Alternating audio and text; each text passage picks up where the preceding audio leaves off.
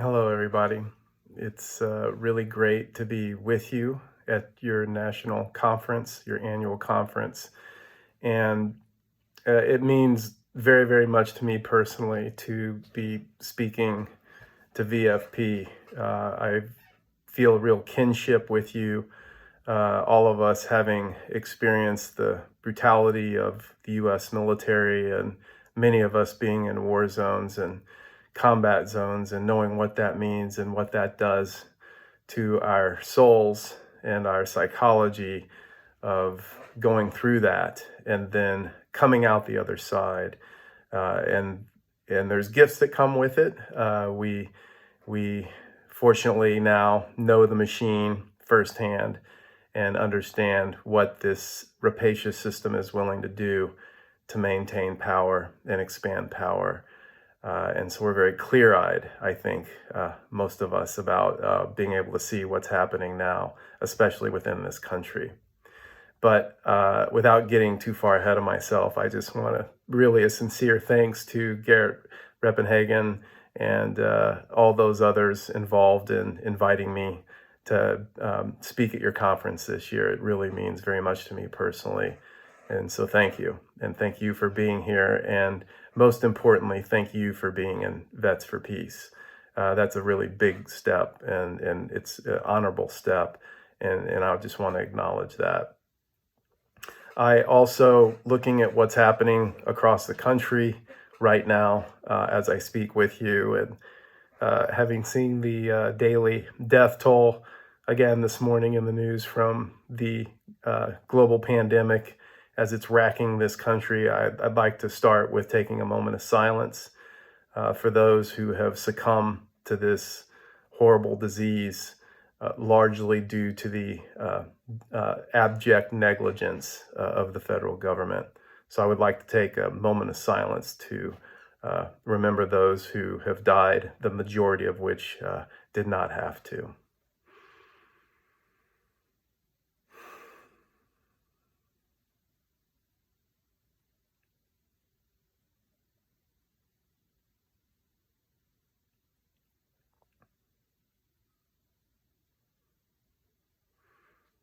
Thank you. I think that's a note that I'd like to bring that feeling into really now what I want to talk with you about. Well, there's many things, but to state the obvious, which we are at a period of unprecedented crises in this country, from the global pandemic, as I just mentioned, to rampant, entrenched police brutality, horrific racial injustice, economic inequality that we've probably never seen before at levels as they are now in this country, the unbridled racism, sexism, xenophobia, an admitted white nationalist in the most powerful seat of power in this country, abruptly rising fascism across the country and other countries around the world, the climate crisis, and increasing social unrest by the day. And that's just to name some of them off the top of my head that I jotted down earlier. There's numerous other crises. So just hearing all of those together, like me, I imagine all of you are feeling overwhelmed and wondering, what to do. How do we put out 10 fires at once, 20 fires at once, when even just tackling one of these feels overwhelming. And so that's what I really want to get into and talk about. I think that I would do this by sharing a couple of personal stories, starting with what drove me to go into Iraq in 2003 and start reporting as a journalist on the occupation of that country. That was out of a sense of overwhelm at the time. I had just become politicized rather late, relatively late in life, and kind of woke up politically to the U.S. Empire Project and what it was doing at home and abroad right around the time during the lead up to the invasion of Iraq. And so my sense of outrage was real. I was extremely angry. I wanted to change things, and I really thought that I could.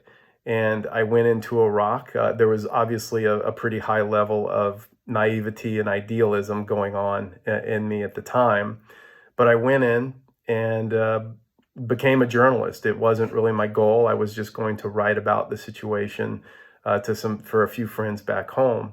But I went in and was overwhelmed by what I was seeing. I was literally had my face just smashed up against the brutality of the occupation, of the home raids, of what was happening and being done to the Iraqi people, the massive level of violence, the complete utter neglect of the infrastructure, the medical system, electricity, water. It was a horrific situation, and those of you in the audience who were over there know exactly what I'm talking about. And that's probably a big part of the reason why you joined Vets for Peace. And but I thankfully had work to do. I had my job cut out for me as a journalist. I started to work. I was breaking some big stories and writing for some big outlets. And that sentiment built. The anti-war movement grew in strength and numbers in the United States.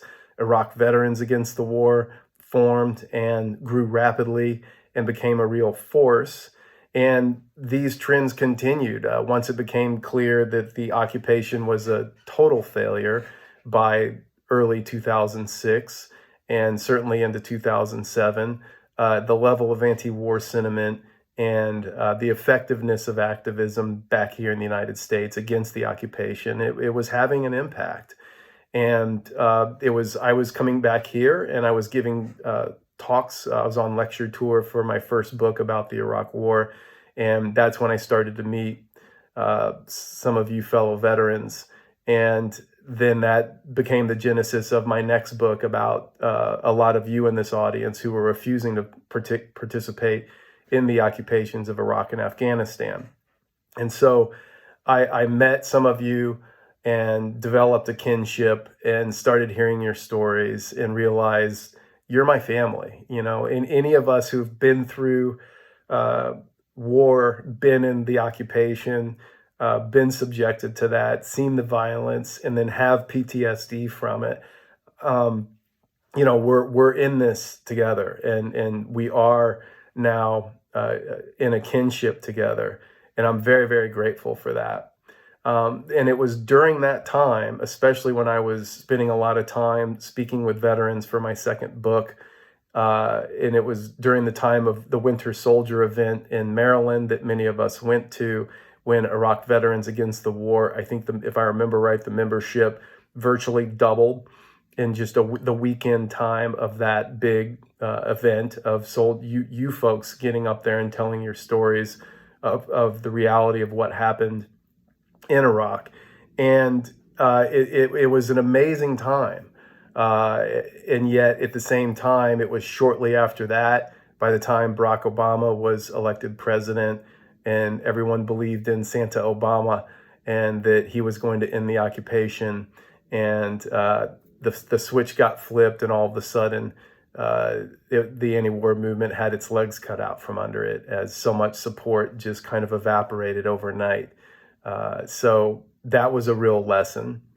And I think many of you I know personally who really struggled with that time, just as I did, having been in Iraq and seen what was going on, and then having really all of a sudden feel like the rug got pulled out from under us with the work we were trying to do in the occupation. And here we are today as I speak with you. There's still obviously a sizable U.S. force presence in Iraq, and nothing to indicate that that's going to leave anytime soon. And another story that I want to share along those lines is what happened to me when I was writing my book, The End of Ice, that came out last year about the climate crisis. So again, I had been writing stories about the climate crisis for nearly 10 years. And I was aware of this and was deeply moved to try to increase awareness, thinking that it would galvanize enough people, inspire enough people to really understand the gravity of the situation that we're in and what this means for all of us. And so what I decided to do was, like I did in Iraq, go to the front lines of the climate crisis, go with leading scientists, write about what was happening in the oceans, in the forests, to glaciers and ice fields, to indigenous communities, and other topics like this around the world, and write about it in a very personal, visceral, emotional way, so that to try to impress upon people who wouldn't be able to go to these places, this is what's happening, this is how fast it's happening, this is what's being lost, and this is what it's going to mean to all of us. Whether we think it's going to affect us or not, this is what's going to happen. And the end result of the book was realizing that we are very much off the cliff with the climate crisis, that it's far worse than even I thought that it was. For example, I was doing these climate stories for Al Jazeera English when I worked for them over in Doha. And my nickname at Al Jazeera was Darmageddon, because my stories were just increasingly bad. And it wasn't me making up the information. It was simply me reporting on what scientists were saying as things were getting progressively worse by the week, and as were my stories. So I had that name. And yet when I went out and then wrote this book, I realized it was even a far worse situation than I thought. And that's because I was on the front line seeing it, just like those of us who are in Iraq or Afghanistan know that it's one thing to read about something, but then when you go see it yourself, you understand how bad things really are. So, a couple of broad brushstrokes on that note regarding the book. With sea level rise, I interviewed a sea level rise expert, Dr. Harold Wanless from University of Miami, Coral Gables, who said, even if we had the most dramatic mitigation possible, every global government responded accordingly to this global crisis that we're in, and engaged in deep mitigation strategies, and forced all of us to immediately reduce CO2 emissions, change our infrastructure in global capitalism. Best case scenario, that because of the fact that 93.4% of all the heat that humans have added to the atmosphere has actually been absorbed into the oceans, and half of that since just 1997, that we already are locked into upwards of between 60 and 130 feet of sea level rise that's literally already baked into the system no matter what we do. And so because of that, the question is not if, it's when every major coastal city on the planet is submerged, and all of those people have to go someplace else. So that's what's already baked into the system no matter what we do, according to Dr. Wanless, and actually other sea level rise experts as well. And when you hear that and really understand what that means for all of us, how are we going to take care of these people? Where do they go? What happens to all that infrastructure? What do we do with it? How does it get cleaned up? Does it get cleaned up? Just start to think about some of these implications. That's just one example of what to me felt like a body blow of absorbing this kind of information that happened to me repeatedly working on this book. The same thing happened when I went to Australia and wrote about what was happening to the Great Barrier Reef. The same thing happened when I went up to the north coast of Alaska and wrote about what's happening to the permafrost and the loss of sea ice and the threat of methane in the shallow seabeds of the Arctic, when all of that is essentially on a trajectory to be released within our lifetime, most likely, and what that means for the planet. Another body blow, when I wrote a chapter about what's happening to indigenous communities to show how marginalized populations, poor people, people of color, Indigenous people, all these people that are almost always on the front lines of whatever the crisis is, always the first ones to take it on the chin, always the ones that have the least to do to cause the crisis. How are these populations dealing with it? And so I went to 2 locations in Alaska and wrote a chapter on St. Paul Island and another one up on the North Slope, again, to show how Indigenous populations are really, really being the most deeply impacted by what's happening. And so these, again, more body blows is my point. And it was just one after another. It was quite relentless. And so by the time I got to the end of the book, I frankly had no idea how to end the book. And I again, all of this, the powerlessness and the overwhelm, a lot of the same feelings that those of us that have post-traumatic stress disorder, when something else happens, it re-triggers that PTSD, a stress event. Mine was triggered. Just like now, I would imagine, I've experienced this, and I imagine many of you have, when you look at what the White House is doing and deploying goon squads into the streets to snatch civilians off the street and whisk them off to wherever, no rights being read, any of this, seeing these heavily militarized police going out, confronting peaceful protesters in Black Lives Matter. If you're like me, you're really, really triggered, and your PTSD is really kicking your ass, to put it bluntly. That's what I was experiencing again with this climate book, as the same way I am now with looking at what's happening across the country. So all that is to say, when I got to the end of the book, I had all the chapters done, and I had no idea how to end the book. Like, okay, what do we do? I am completely overwhelmed. All of the science, everything that I just saw shows me that we're utterly off the cliff. There's no stopping this train. It left the station a long time ago. I can't, give people false hope. I don't know what to tell people what to do. And it was right at that moment that I was invited by someone who actually who does healing work, a woman down in Southern California, and said, "Hey, I'd like you to come. We have a healers intensive, and I've been reading your work since Iraq, and I would like for you to come join us. You've been caring a lot for all of us, and I feel like I'd do some work that could help lighten your burden a bit." And at first it felt a little woo-woo. I didn't really think I was going to go. I had a lot of judgment around it, a lot of contempt prior to investigation.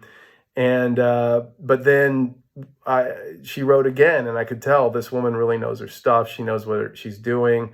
And so I agreed, at which point she said, "By the way, if it's okay with you, I have a very good friend of mine. He's a Native American elder, and he's a Vietnam era veteran. And I would like to, you guys can share a yurt together. I think you'll have a lot to talk about when you come." And so I went down there and I met this man named Stan Rushworth. And he was that elder and Vietnam era veteran. And we started talking, and we immediately hit it off and bonded the same way I have with many of you in the audience here watching this. Us vets, we have a bond, and I call myself a vet loosely as a journalist, a war zone veteran, if you will. But there's a bond there, and it's very, very real. And we just know, you can look at your friend's eye in Veterans for Peace and know, yes, I've seen the system too. I've been in the machine. I've seen what it does. I know what it does. And that's why we're out of it. And we have that connection. And that's what I had with Stan. And we started talking. And it was during that time, we actually had a very, very powerful healing experience. We went into a healing ceremony together, and I talked a lot about what I saw and experienced in Iraq. He did the same about his time over in the theater during Vietnam. And it ended with a lot of tears, a lot of good, healthy release, and big bear hug. And we became deep, deep friends during that time, and allies. And I bring that up because what I realized that in retrospect was doing this book, even though I thought that I was doing it to cause kind of an addition to the mass climate movement, to wake more people up, going into it thinking maybe somehow I can change this. In effect, it was still service work. It was service work for the earth. And in so doing that service work, I didn't get the goal. I didn't attain the goal that I thought I was trying to go after. But what happened was, by doing that service work, the earth herself brought in this person that I didn't even know that I really needed to speak with, who brought a healing medicine into my life that I didn't even know how bad I needed it. And we developed a friendship, and now a kinship, that we're actually now going to work on a project together that I'll talk about in a little bit. But my point is, that story really taught me an important lesson about how important it is simply to do the right thing because it's the right thing to do, not doing what we think we need to do to address any of these crises, but to do it because it's the thing to do if we're going to maintain our integrity during this time as the skies continue to darken by the day. And the value in doing that, whatever the results are going to be, because I also had to realize that I never had control of the results anyway. Me thinking, I had to admit to my own hubris and my own arrogance and my own lack of humility, thinking I was going to go into a war zone like Iraq and one person do work that was going to change the entire thing. And the same thing with the climate book, that I was going to go write about arguably, probably the single biggest crisis ever to face the human species, of the possible extinction of our own species because of the climate crisis, and me thinking that one person could change that. And what I realized talking with Stan was that kind of hubris and arrogance is the same kind of hubris and arrogance that caused the Iraq War, that caused the climate crisis, and that caused all of those other crises that I mentioned earlier, and all of the others that I haven't mentioned. They've been created by the same system that is really attached itself to that same kind of thinking, that arrogance and that lack of humility, and this power over patriarchal, hierarchical paradigm. That's the same kind of thinking. And so I from that, talking with Stan, I want to share with you some of the things that he shared with me. But first, talking about doing things for the right reasons, coming down to how are we going to choose to comport ourselves during this time. So I came across a quote by the Czech dissident, writer, and statesman Václav Havel, which I also included in the book, when it comes down to why are we going to do what we're going to do during these times when we are so overwhelmed, when the odds are so heavily stacked against us, and in so many ways it's so easy to slip into feeling like all is lost. Why even get out of bed in the morning? And Václav Havel said, "Hope is not the conviction that something will turn out well, but the certainty that something is worth doing, no matter how it turns out." And I think that's a very important thing, a very important way to orient ourselves. Hope is not the conviction that something will turn out well, but the certainty that something is worth doing, no matter how it turns out.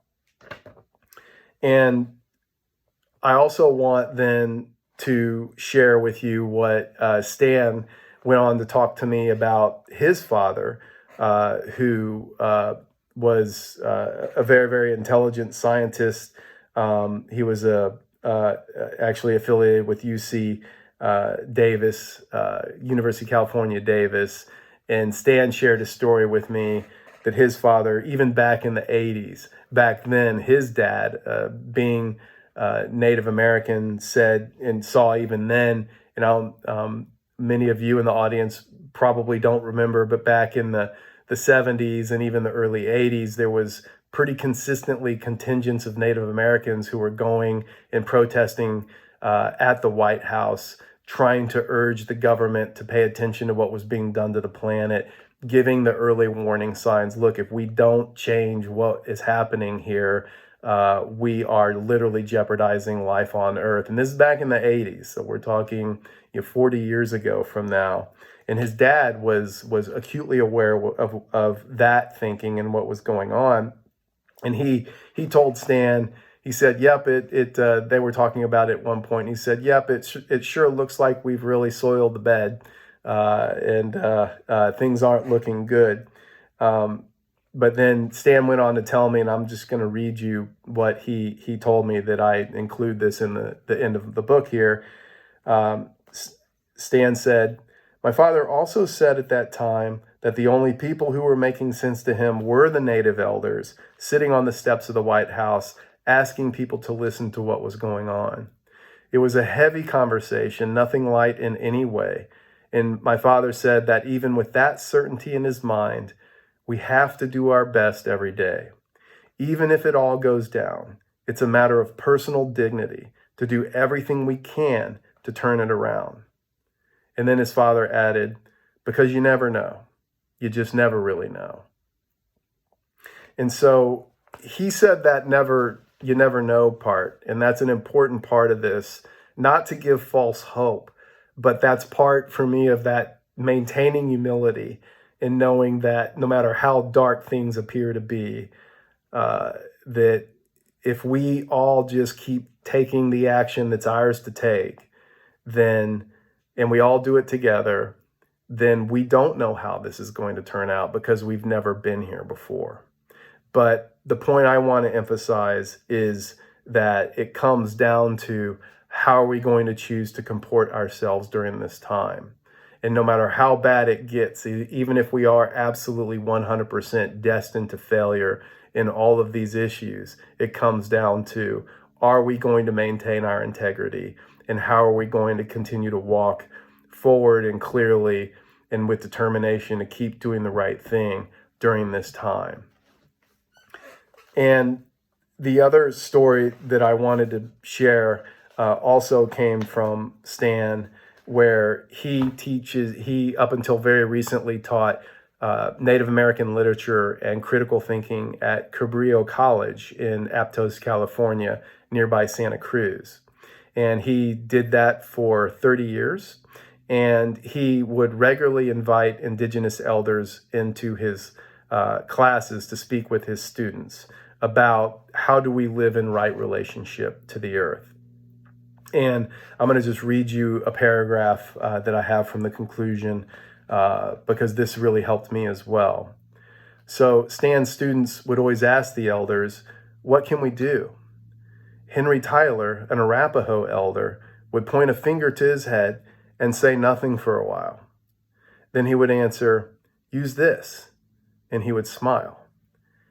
Stan said everything that he'd said for the previous 3 hours would provide tools for those who chose to respond.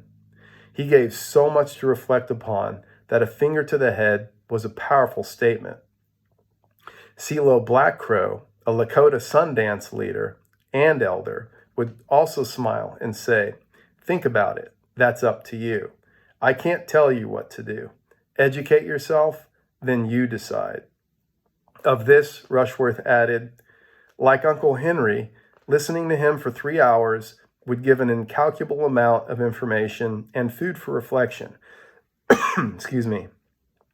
The common message these men offer, Rushworth believed, is that each person must come fully into their own agency and from that place decide upon their proper course of action.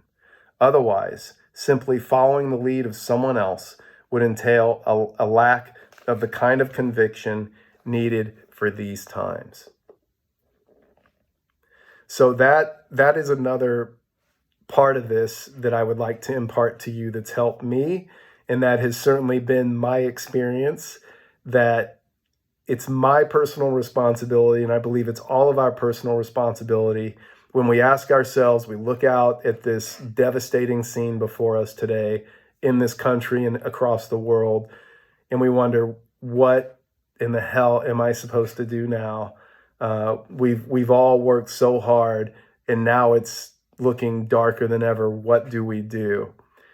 It's during those moments that I think each one of us has to really look inside deeply and really listen, not using this, and this is more things that I've learned from my friend Stan, but listening to this and really kind of clearing the deck and get really quiet and just listening and listening consistently over time, and then see what comes up. What is the most important thing?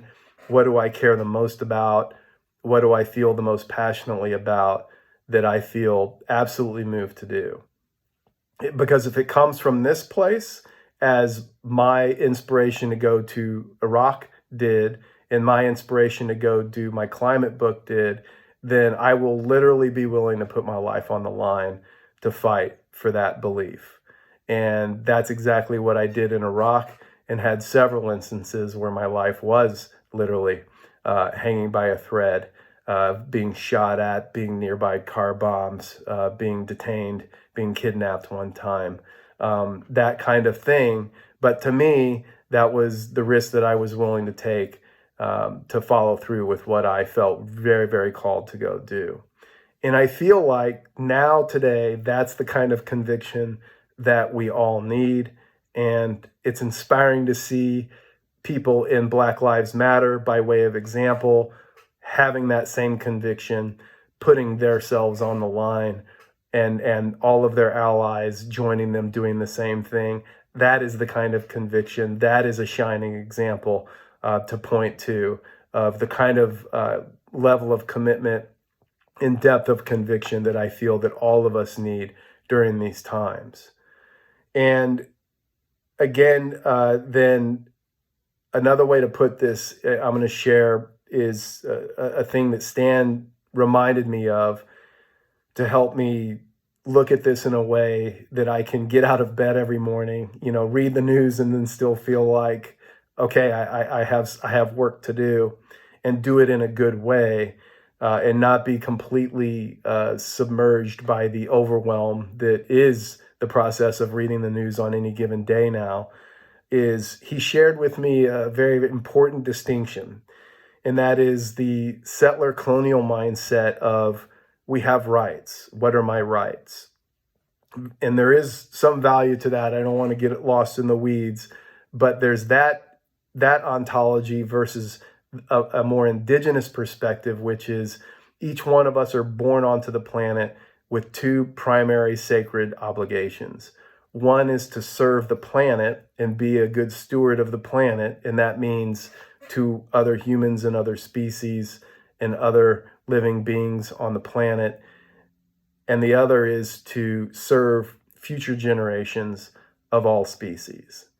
And so if I get out of bed and I'm operating on an ontology of what are my rights, I'm going to consistently be disappointed and angry and get lost in the weeds, versus when I get up and I think about, okay, how can I do my best to serve those two primary obligations of serving the earth and all of her beings, and serving future generations of humans and all species.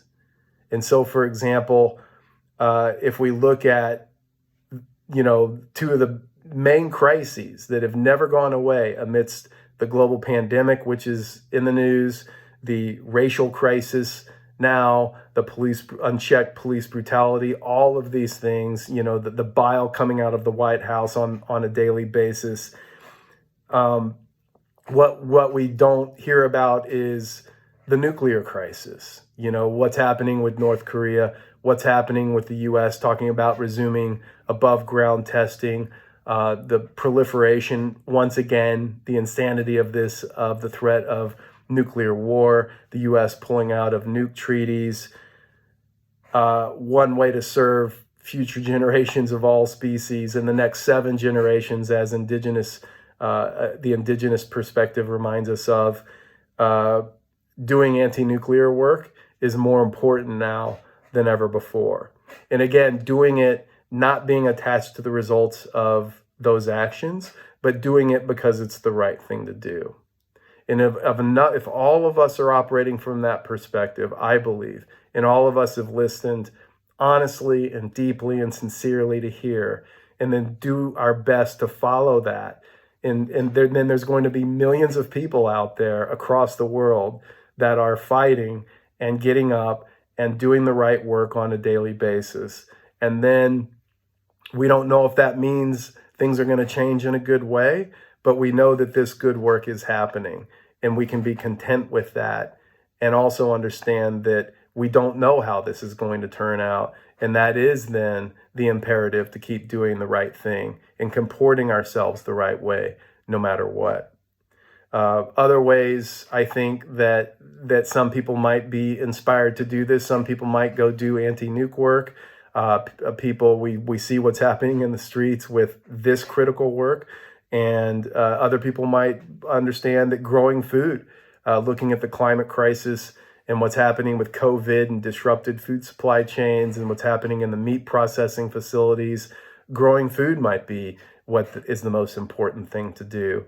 Other people might feel being a doula or a midwife might be the right thing to do. Others might feel working with kids or teaching or homeschooling, that's going to be the most important thing for them to do during these times. But my point is that when we really get into the obligations and what are those obligations, coupled with how do I feel most served and most moved to go try to serve in those ways, then each day we can get up and feel inspired and motivated to go do the right thing because it's the right thing to do. And that's where we're going to draw that. So I feel that this is the biggest thing that I can offer you right now from all of my experience through Iraq, from reporting on the BP oil disaster in the Gulf of Mexico in 2010 to this climate crisis, these things that I focused on the most lately, that this is the biggest thing that I can offer you from my experiences. Basically, some basic tools that I just talked about that you can pick up and use to help you get out of bed in the morning, because I've had to find them myself to get my own ass out of bed in the morning, to get up and go do the right thing amidst these times that are brutal and savage, and certainly going to intensify in the coming months. We have these converging crises. None of this is going to get any better anytime soon. We have our work cut out for them, but we have each other and we have tools. And I don't think anything can outweigh the fact that when we go out and do the right thing for the right reason, that's something that can never be taken away from any of us. And so that is really the core of the message that I would like to impart to you with the honor of speaking to you at your conference this year. And I just want to end with that, and to thank all of you for being, again, in Veterans for Peace. That act alone is a very, very big and important thing.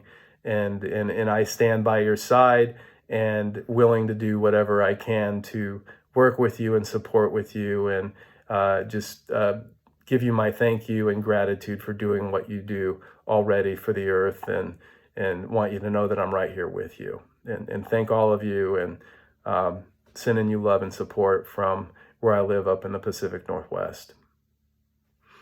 Bye.